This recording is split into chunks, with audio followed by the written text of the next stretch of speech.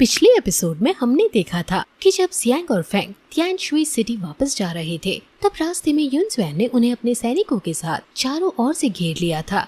युनज़ुएन अपने सैनिकों को फेंग पर हमला करने का आदेश दे देता है और खुद गाना बजाकर दासियों का डांस देखने बैठ जाता है। इधर फेंग और सैनिकों के बीच लड़ाई छिड़ चुकी है। फेंग अपने भाले की मदद से सभी सैनिकों को मारने की कोशिश में लगा हुआ है। फेंग ने अपने भाले से सभी सैनिकों को मार गिराया और जो एक सैनिक बचकर भागने की कोशिश कर रहा था उसे भी मार दिया। ये सब देखकर दासियां डर कर रुक जाती हैं। जैसे ही युन पीछे मुड़कर देखता है, वो हैरान हो जाता है कि फेंग ने सभी सैनिकों को मार गिराया और बहुत डर जाता है। तभी वहाँ सिटी गेट खुलता है। एक आदमी घोड़े पर सवार, जिसका नाम जाओ ही जाओ है, जो कंट्री मजिस्ट्रेट है, अपने सैनिकों के साथ बाहर आते हुए दिखाई देते हैं। ये सभी यहाँ ये देखने आए हैं कि सिटी गेट पर कौन लड़ाई कर रहा है, जिन्हें देखकर युनज़ुएन फिर से अकड़ दिखाने लगता है। लेकिन तभी घोड़े पर सवार जाओ ही जाओ नीचे उतरता है और किन को प्रणाम करता है, जिसे देखकर युनज़ुएन फिर हैरानी में पड़ जाता है कि ये ठीक कैसे हुआ।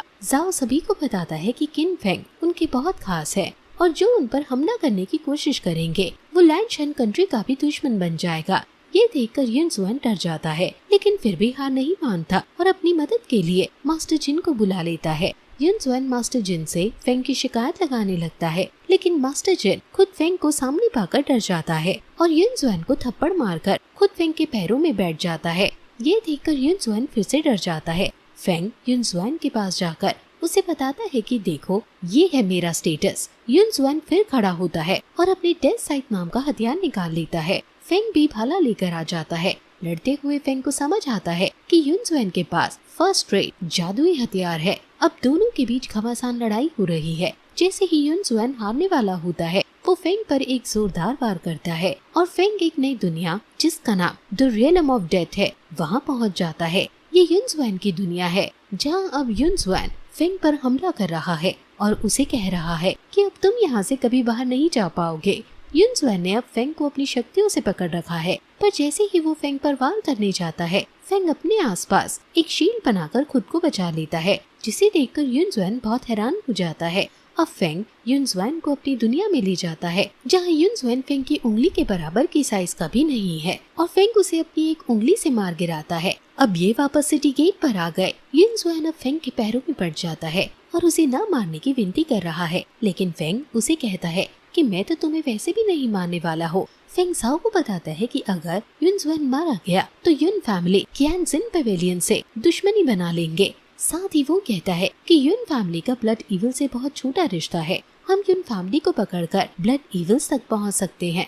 तभी युनज़ुएन वहाँ से अपनी टूटी हड्डियों के साथ जाने लगता है, लेकिन फेंग उसे रोकता है और बताता है कि तियानशुई सिटी की कीमत अब कंट्री से ज्यादा हो गई है, इसलिए शर्त के मुताबिक अब जियांग के पापा युन फैमिली के साथ शादी का एग्रीमेंट तोड़ देंगे और युनज़ुएन से शादी के पेपर्स मांगता है। लेकिन युनज़ुएन मना करते हुए कहता है कि युन फैमिली ने ऐसा कुछ नहीं कहा था। फेंग अपना भाला नीचे फेंकता है। उसी से युनज़ुएन बुरी तरह डर जाता है और कहता है कि मैं अभी पेपर्स नहीं लाया हूँ। उस पर फेंग कहता है कि ठीक है, मैं लेटर लिख रहा हूँ, तुम उस पर साइन कर देना, और जाकर एक कुर्सी पर बैठ जाता है।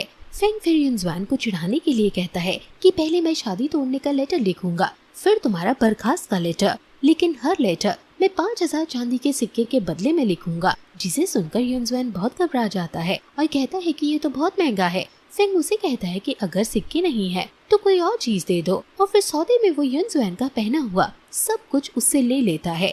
युनज़ुएन वहाँ से सर झुकाकर चला जाता है। फेंग भी अब तियानशुई सिटी वापस आने लगता है और अपनी कल्टीवेशन पूरी करने के लिए पैनशियन फॉर्मेशन करता है। फेंग अपनी एटर्नल फ्लेम का उपयोग करके पैनशियन एरिस की मदद से कल्टीवेशन करना शुरू कर देता है। तभी उसकी फ्लेम में से एक फेयरी ड्रैगन आता है, जो सभी एरे को लेकर सिटी के चारों ओर रख देता है। इस ड्रैगन को उड़ता देखकर लोग घबरा जाते हैं। फेंग ने अब पूरी तियानशुई सिटी को शील्ड में डालकर प्रोटेक्ट कर लिया है। तभी हम देखते हैं कि ग्लेशियर वैली में शिन जिंग्यू मास्टर को उसकी मदद के लिए थैंक यू बोल रही है। तभी वहाँ एक नौकर बताता है कि आज रात को एक अजीब घटना होने वाली है, जिसमें तारे तियानशुई सिटी को हिट करने वाले हैं। मास्टर खुश होकर खड़ा हो जाता है और लॉर्ड जियाओ की सोल जगाने में उनकी हेल्प करने का आदेश देता है। साथ ही वो शन को काम देता है कि तुम्हें आज किन फेंग को सन एंड मून नाम के 2 लोगों की मदद से ग्लेशियर वैली में लाना होगा। युनजुएन दो लोगों के साथ एक पहाड़ी पर खड़ा होकर तियानशुई सिटी की ओर गुस्से से देख रहा होता है। युनजुएन पीछे मुड़ता है और हम देखते हैं कि वो एक प्रिंस को किन और तियानशुई सिटी के बारे में बता रहा है।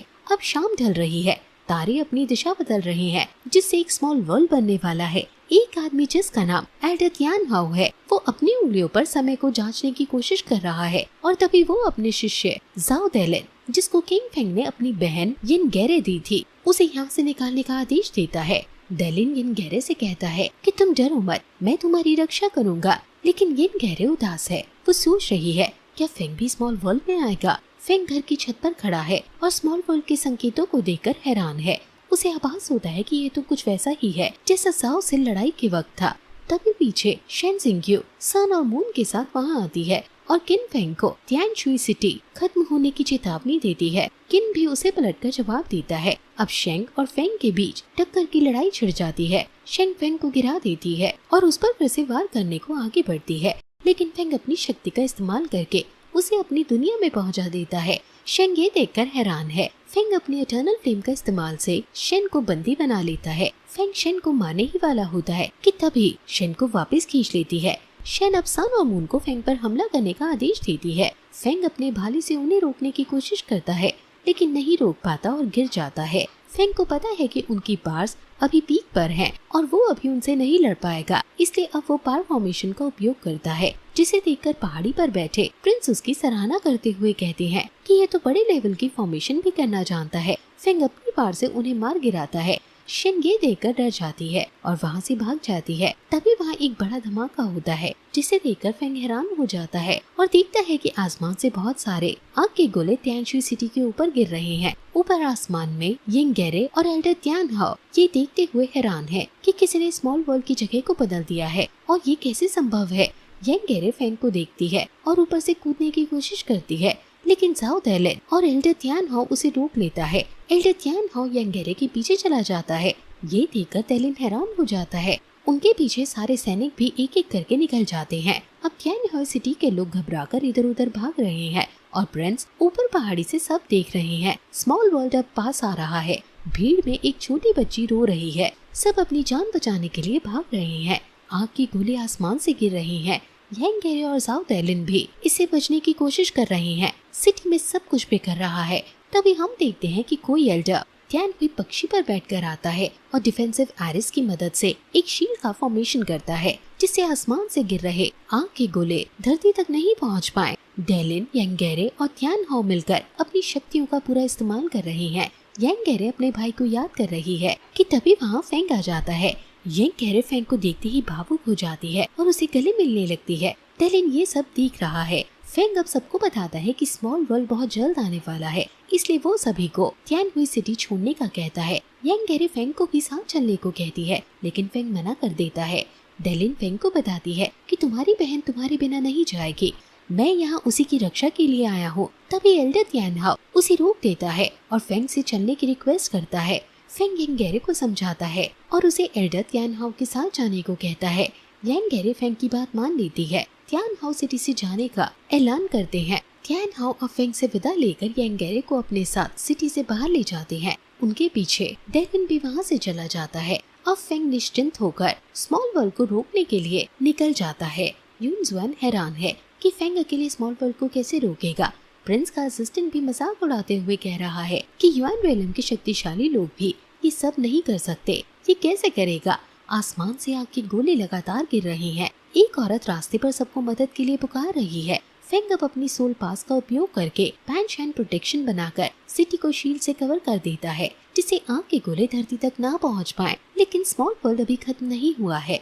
फेंग अब अपनी पास को बदलकर इटर्नल फ्लेम की मदद से पास आ रहे स्मॉल वर्ल्ड को रोकने में लगा हुआ है कि तभी उसे महसूस होता है कि स्मॉल वर्ल्ड में जरूर कोई मार्शल एम्परर है, जिसकी वजह से वो इसे नष्ट नहीं कर पा रहा है। प्रिंस फेंग की पास से बहुत ज्यादा प्रभावित है।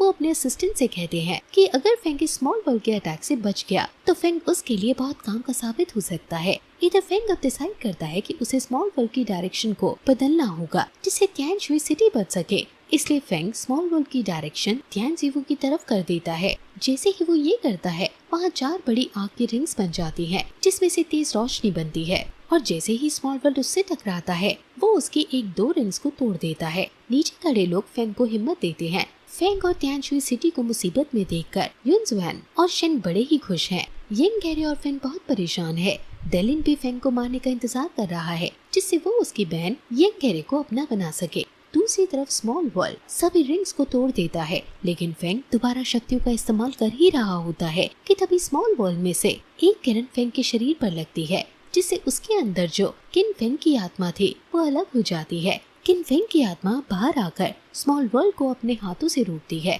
और उसे दूर फेंक देती है जिससे एक बहुत बड़ा धमाका होता है। युनजुआन आत्मा को देखकर हैरान है।